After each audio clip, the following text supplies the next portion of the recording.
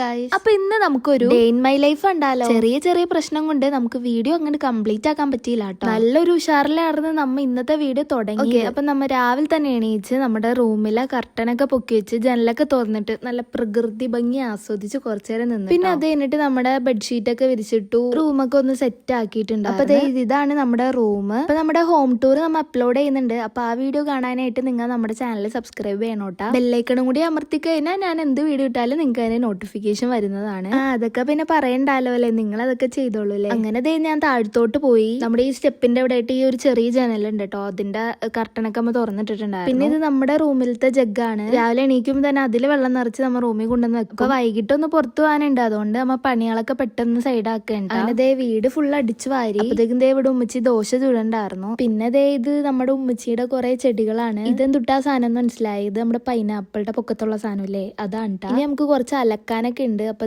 അവിടെയാണ് അലക്കല് വന്നത്. ഈ അഴയിൽ അമ്മ തുണി വിരിച്ചിടൂട്ടാ. അങ്ങനെ അലക്കൊക്കെ കഴിഞ്ഞ് വന്നപ്പോഴത്തേക്കും ഇതുങ്ങള് രണ്ടെണ്ണം വന്നിട്ടുണ്ടായിരുന്നു. ഞാൻ വ്ലോഗ് എടുക്കാണെന്ന് പറഞ്ഞപ്പോ തന്നെ സുന്ദരിയാവാൻ വേണ്ടി കണ്ണാടിന്റെ ഫ്രണ്ടിൽ പോയി നിക്കണ്ടിട്ടാ. അപ്പൊ വാപ്ചി രാവിലത്തെ ബ്രേക്ക്ഫാസ്റ്റ് കഴിക്കുന്നത്. ഞാൻ വേറെ കറിയാ കൂട്ടിയത്, എനിക്ക് മട്ടൻ കറി ഇഷ്ടമല്ല, അതുകൊണ്ട് ഞാൻ അത് കൂട്ടിയില്ല. പിന്നെ കുറച്ചേരം ഞങ്ങൾ ഇങ്ങനെ വർത്താനൊക്കെ പറഞ്ഞ അടുക്കളയിൽ ഇരുന്നു. ഇയാളെ മനസ്സിലായോ നിങ്ങക്ക്? കഴിഞ്ഞ വീഡിയോയിൽ കിണറ്റിൽ ഒരു പൂച്ച വീണെന്ന് പറഞ്ഞിട്ട് ഞാൻ വീഡിയോ ഇട്ടിട്ടുണ്ടായിരുന്നു. അപ്പൊ അതിന്റെ അടിയിൽ കുറെ കമന്റ് വന്നിട്ടുണ്ടായിരുന്നു. ആ പൂച്ചയുടെ കഴുത്തിൽ നിന്ന് ആ കയറ് മാറ്റിയില്ല എന്ന് പറഞ്ഞിട്ട്. എടോ, അത് നമ്മൾ ആ പൂച്ചേന്റെ കഴുത്തിൽ നിന്ന് ആ കയറ് ഊരാനത് ആ ടൈമിൽ ആ പൂച്ച ഭയങ്കരമായിട്ട് പേടിച്ച് നിൽക്കുന്ന ടൈമായിരുന്നു. അപ്പൊ ആ ടൈമിൽ ആ പൂച്ചേന്റെ കഴുത്തിൽ നിന്ന് ആ കയറ് ഊരാൻ നിന്നതിന് ആ പൂച്ച നമ്മളെ കടിക്കാനോ മാന്താനോ ഉള്ള ചാൻസ് വളരെ കൂടുതലാണ്. അപ്പൊ അതുകൊണ്ടായിരുന്നു നമ്മൾ പൂച്ചേന്റെ കഴുത്തിൽ നിന്ന് അത് ഊരാനത്. അപ്പൊ പൂച്ച ഒന്ന് ഓക്കെ ആക്കി കഴിഞ്ഞപ്പോഴത്തേക്ക് നമ്മൾ അതിന്റെ കഴുത്തിൽ നിന്ന് ആ കയറ് ഊരി കളഞ്ഞിട്ടുണ്ടായിരുന്നു കേട്ടോ. അങ്ങനെ പിന്നെ നെക്സ്റ്റ് പരിപാടി നമുക്ക് തുടക്കലാണ്. അങ്ങനെ തുടക്കലൊക്കെ കഴിഞ്ഞ് ഞാൻ റൂമിലോട്ട് ചെന്നപ്പോഴത്തേക്ക് ഇക്കാകെ നല്ല ഉറക്കം. അപ്പൊ ഇന്നലെ ഇക്കാകെ നൈറ്റ് ആയിരുന്നു ഡ്യൂട്ടി. അപ്പൊ അതിന്റെയൊക്കെ ഉറക്കം കള്ളാ വിട്ടാണ്. പിന്നെ ഞാൻ ലുഹറൊക്കെ നിസ്കരിച്ചു. പിന്നെ ഞങ്ങള് പുറത്തു പോകാൻ വേണ്ടി റെഡി ആയിട്ടുണ്ടായിരുന്നു. ഇനി അങ്ങോട്ടുള്ള കാര്യങ്ങള് എനിക്കിപ്പോ ഈ വോയിസ് ചെയ്യുമ്പോ പോലും ആലോചിച്ചിട്ട്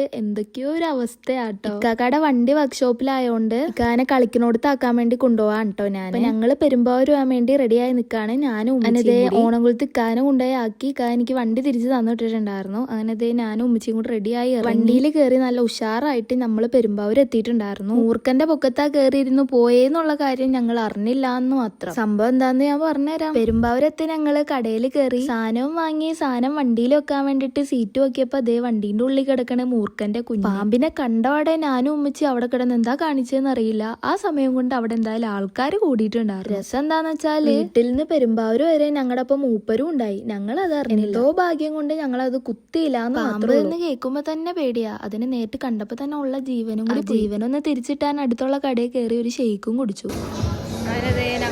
വീട്ടിലോട്ട് പോവാണ് ഗൈസ്. അങ്ങനെ വീണ്ടും പേടിച്ച് വരച്ച് വണ്ടി എടുത്ത് ഞങ്ങൾ നേരെ വീട്ടിലോട്ട് പോയി. ബാക്കിയൊന്നും വീഡിയോ എനിക്ക് എടുക്കാനുള്ള മൂഡ് ഉണ്ടായിരുന്നില്ല. അപ്പൊ നമുക്ക് അടുത്ത ഒരു നല്ല വീഡിയോ ആയിട്ട് കാണുന്നവരെ എല്ലാവർക്കും ബൈ.